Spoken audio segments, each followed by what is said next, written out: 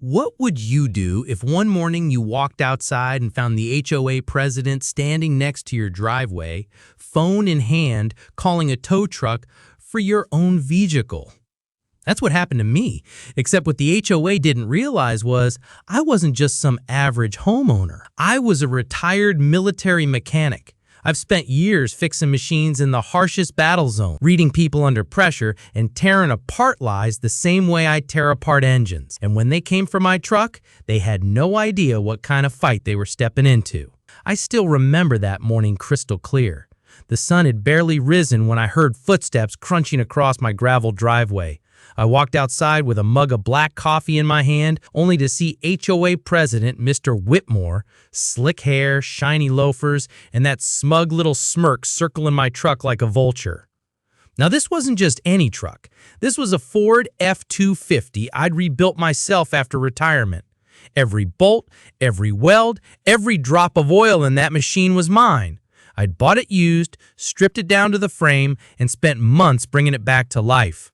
For me, it wasn't just transportation, it was my therapy, my pride, my connection to the years I spent overseas working on Humvees and armored vehicles under fire. "Morning," I said, my voice calm. Whitmore turned, holding up his little clipboard like it was a weapon.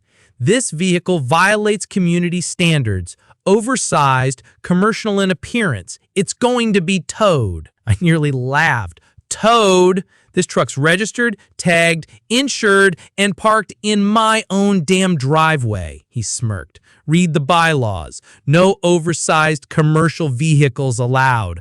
Homeowners voted on it." I raised an eyebrow. "Oh yeah? Funny, I don't remember any vote. And last time I checked, a personal use pickup isn't a commercial rig."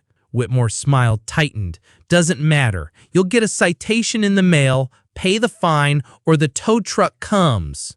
And with that, he strutted away like a king who'd just signed an execution order. The first notice.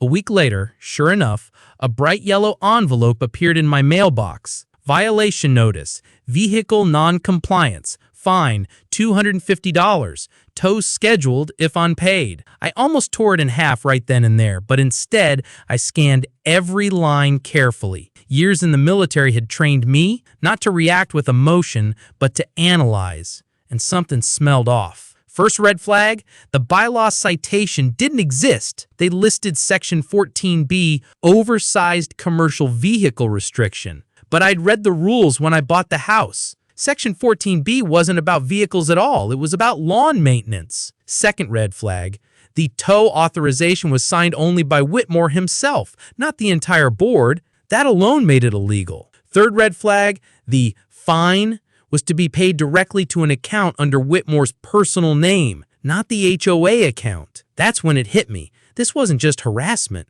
This was fraud. Neighbors' reactions. I decided to test the waters with my neighbors. At the mailbox the next morning, I asked Marlene, sweet old lady, lived 2 houses down, if she'd ever heard of truck restrictions. She looked nervous, eyes darting around.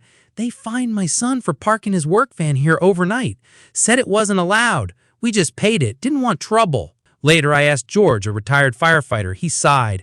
"They nailed me for leaving my trailer out one weekend. Charged me $300. I fought it, but they threatened liens." Piece by piece, the picture became clear. Whitmore was running a racket, targeting homeowners, inventing violations, pocketing money. And now, he'd set his sights on me. Big mistake. The tow attempt. 2 weeks later, I woke up to the sound of a diesel engine outside. When I stepped out, coffee in hand, there it was, a tow truck idling at the curb, chains rattling, ready to haul away my F-250. And standing right beside it was Whitmore, arms folded, grinning like a cat about to swallow a canawary. "Mormon," he said, "guess you didn't pay your fine. Say goodbye to your truck." I clenched my jaw, but inside I was calm. Years in the service had taught me not to panic. Anything never solved anything. I walked down the driveway slowly, eyes scanning the tow truck. Brand new chains, cheap aftermarket winch, DOT lumber missing from the side. Illegal, right there. The operator wouldn't last 2 minutes under a real inspection. "You got papers for this tow?" I asked. The driver looked uneasy. HOA president said, yeah, I cut him off. But you're about to touch private property, my property. You got a court order, sheriff's writ, anything? The driver hesitated. No. Whitmore snapped. This is harassment. You'll regret this. I leaned in just close enough so he could hear the steel in my voice. No, Whitmore, you're the one who's gonna regret this. After the tow truck incident, I knew I couldn't just sit back and wait for the next attack. Whitmore had crossed a line, not just with me, but with the whole neighborhood. So I did what I'd been trained to do my entire life: gather intel, document everything, and prepare for battle. That night, I pulled out every single notice, every envelope, every fine they'd mailed. Then I knocked on a few doors. George handed me a stack of receipts. Marlene showed me her violation letters. A young couple across the street even had photos of Whitmore slipping envelopes into their box at midnight. Patterns started jumping out at me. Wrong bylaw numbers, fines payable to Whitmore's personal account, threats of towing without any court authorization. This wasn't sloppy paperwork. This was a deliberate scam. And scams have one weakness: evidence. So I compiled it all into a binder, neatly tabbed, cross-referenced, and backed up with photos and scanned copies. Military precision. The next HOA board meeting was standing room only. Normally, 3 people showed up. That night, the whole neighborhood packed the clubhouse. Word had spread about Whitmore's tow stunt, and folks were furious. Whitmore strutted in like he owned the place, suit pressed, tie perfect. He started with his usual speech about community order and standards.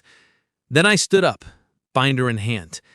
Funny thing about those standards, I said, my voice carrying across the room, they don't exist. The room went quiet. Whitmore sneered. Sit down, you're out of order. But I didn't sit.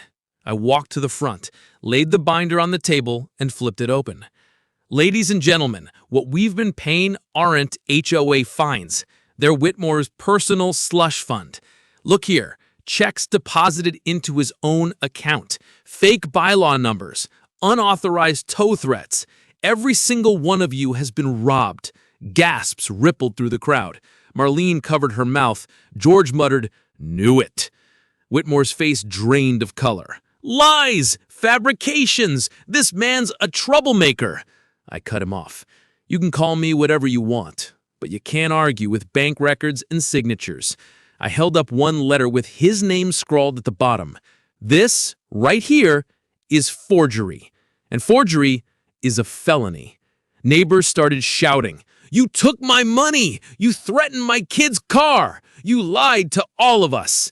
Whitmore slammed his fist on the table. I am the HOA president. You people wouldn't have order without me. That's when I smiled, calm, controlled, the way I always was when an engine fell apart under fire and I had to rebuild it piece by piece.